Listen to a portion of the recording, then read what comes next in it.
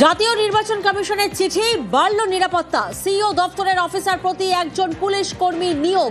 নিরাপত্তার ছবিটা জানবো, প্রতিনিধি সোমরাজ আমাদের সঙ্গে রয়েছেন।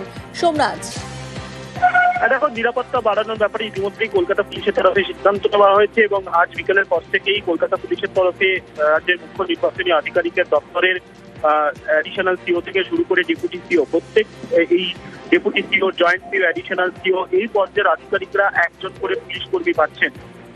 আজকে থেকেই কার্যত রাজ্যের মুখ্য নির্বাচনী আধিকারিকের দপ্তরে যারা অ্যাডিশনাল সিও, ডেপুটি সিও বা জয়েন্ট সিও হিসেবে কাজ করেন, তারা সবাই একজন করে পুলিশ আধিকারিক পেয়েছেন নিরাপত্তার জন্য, তেমনটাই কমিশন সূত্রে খবর। এবং কলকাতা পুলিশের তরফেই নিরাপত্তার কথা মাথায় রেখেই এই সিদ্ধান্ত নেওয়া হয়েছে, তেমনটাই কমিশন সূত্রে জানা যাচ্ছে। বেশ,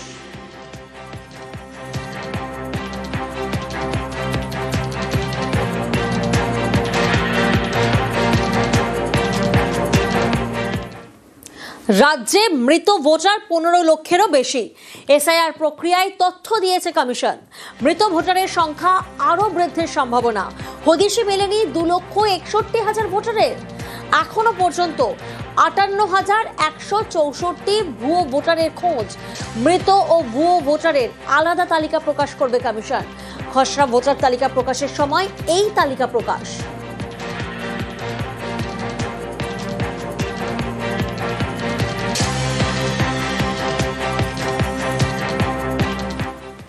এসআইআর এর প্যাঁচে বিজেপি।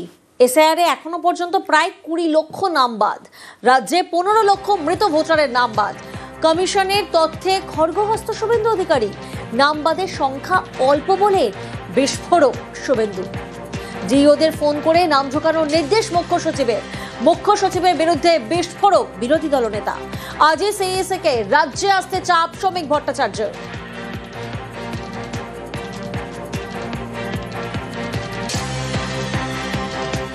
ইআরও, এইআরও, ডিওদেরকে বলছেন সব নাম তুলে দিন, কোনো নাম বাদ দেওয়ার দরকার নেই।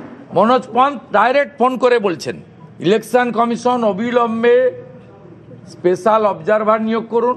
Election commission directly DO, ERO, এইআরওদেরকে ভার্চুয়াল অ্যাকচুয়াল যেভাবে হোক নির্দেশনামা নামান। 1,20,00,000 ভোটার এখনো পর্যন্ত আপনার ডিজিটাইজ হয়নি, আর যা ডিজিটাইজ হয়েছে তার মধ্যে 27,500-28 লক্ষ নাম বাদ গেছে। কিন্তু এই সংখ্যা অত্যন্ত অল্প।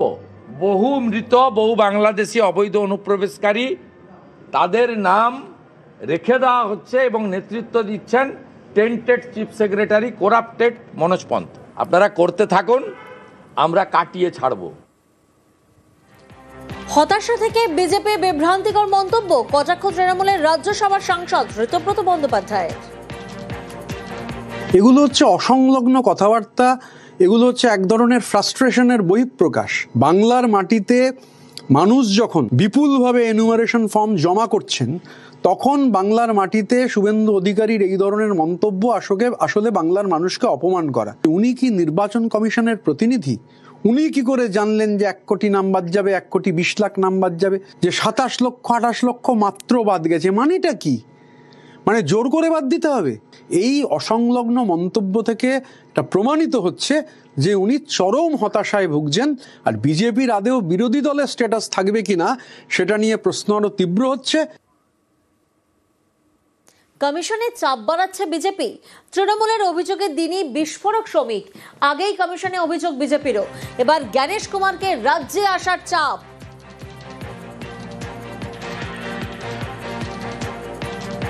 বিএলওদের আজকের এই অবস্থা যদি হয়, তার জন্য তারা যে পরিস্থিতির শিকার হচ্ছে তার দায়িত্ব কিন্তু নির্বাচন কমিশনকে নিতে হবে। নির্বাচন কমিশন দিল্লিতে জ্ঞানেশ কুমার বসে থাকবেন, উনি জ্ঞানগর্ভ 2-3টে স্টেটমেন্ট দেবেন, আর পশ্চিমবঙ্গের স্থিতি অন্যরকম হবে, এটা হতে পারে না।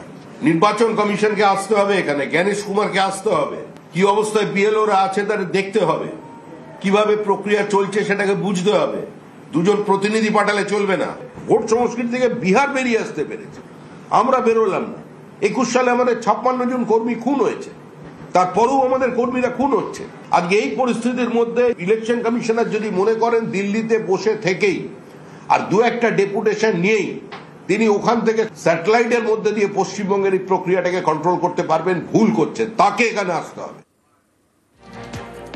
বাংলায় জিততে পারবে না জেনেই বিজেপির কমিশনে ভরসা, বিজেপির সঙ্গী কমিশন বলে পাল্টা কটাক্ষ তৃণমূলের। যত দিন যাচ্ছে বিজেপি এটা বুঝতে পারছে যে এসআইআরটা ব্যাকফায়ার হয়ে যাচ্ছে, বুমেরাং হচ্ছে। এই মডেল এখানে সাকসেসফুল হবে না, এটা বিজেপি বুঝতে শুরু করেছে।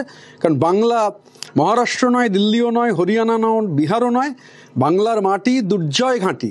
এ মাটিতে কোনো ষড়যন্ত্রের কোনো স্থান নেই।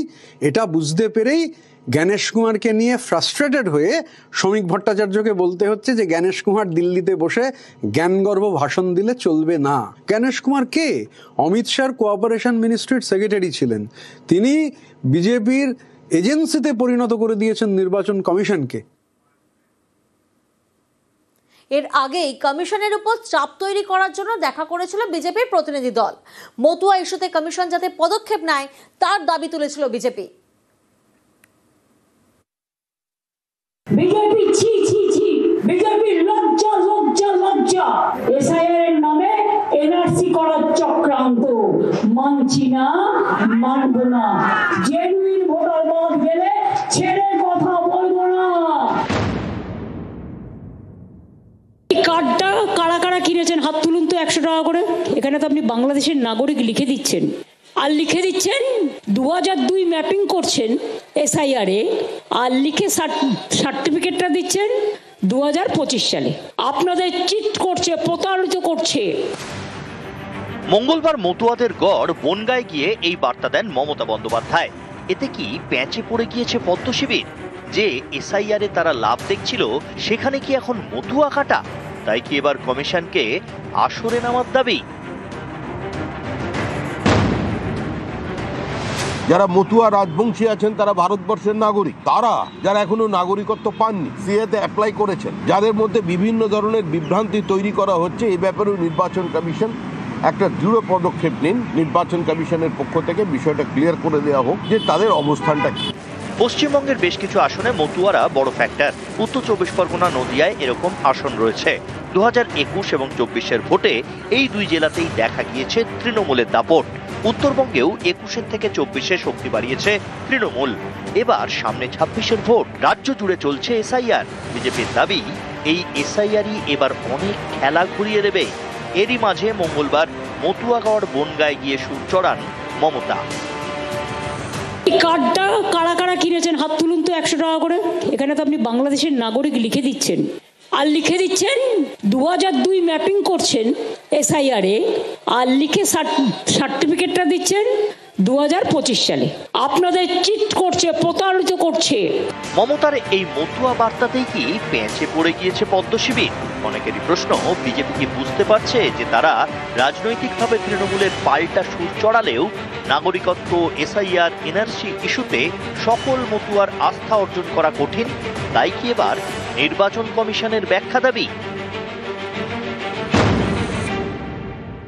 যারা মতুয়া রাজবংশী আছেন তারা ভারতবর্ষের নাগরিক। তারা যারা এখনো নাগরিকত্ব পাননি, সিএতে অ্যাপ্লাই করেছেন, যাদের মধ্যে বিভিন্ন ধরনের বিভ্রান্তি তৈরি করা হচ্ছে, এই ব্যাপারেও নির্বাচন কমিশন একটা দৃঢ় পদক্ষেপ নিন। নির্বাচন কমিশনের পক্ষ থেকে বিষয়টা ক্লিয়ার করে দেওয়া হোক যে তাদের অবস্থানটা কি। চাপে পড়ে সমস্তটা গুলিয়ে ফেলেছেন, সাংঘাতিক অবস্থা। কোথায় সিএ একটা ভারতীয় আইন, সেই আইনকে ফুলফিল করা বা ইমপ্লিমেন্ট করার দায়িত্ব কি ইলেকশন কমিশনের? ইলেকশন কমিশন ভোট দেখে। সুপ্রিম কোর্ট কিন্তু এই কথাটা শুনানির সময় মনে করিয়ে দিয়েছে। কি বলছো নাগরিকত্ব? তোমাদের এই দায়িত্বটা কবে দেওয়া হলো?